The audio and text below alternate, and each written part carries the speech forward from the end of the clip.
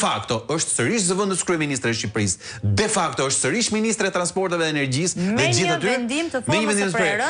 Dhe me qëra fjala, e di çfarë ndodh?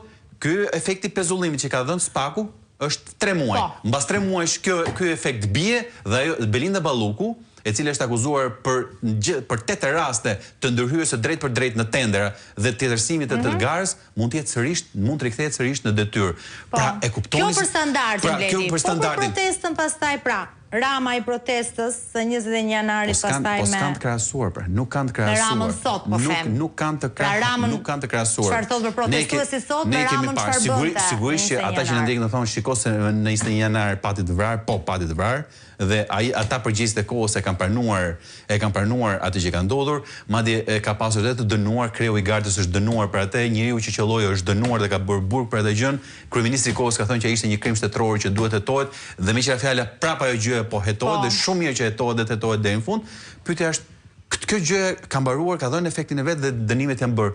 Po për këtë që ndodh sot, për këtë standardin e ri, kush është më problem? Fakti që... Këtu dalim, tiparet e mbrëmshme. Te standardi i ri dhe tiparet e mbrëmshme janë të shteti totalitar? Fakti që opozita gjuan me fishek zjarre, është problemi i një vendi, apo fakti që mazhoranca ka kapur përfyti dhe ato institucionet të drejtësisë që deri thoshte që janë të pavarur, janë garancia jonë, janë merita jonë dhe janë suksesi jonë, ku edhe ka dalë edhe kundër, dhe tashmë edhe kur Bashkimi Evropian thotë që shiko mos ndërhyni ke drejtësia sepse do ta pengojmë rrugtimin tuaj drejt në BE, e di çfarë ka thënë sot zëvendës ministri i drejtësisë Besfar Lamallari në intervistë për kolegët e A2 CNN, ka thënë që i pyetur që Bashkimi Evropian ka thënë që mos ndërhyni ke drejtësia, ai ka thënë të kundërtën, ne kemi nuk na pengon asgjë të ndërhyjmë për të përmirësuar reformën drejtësi.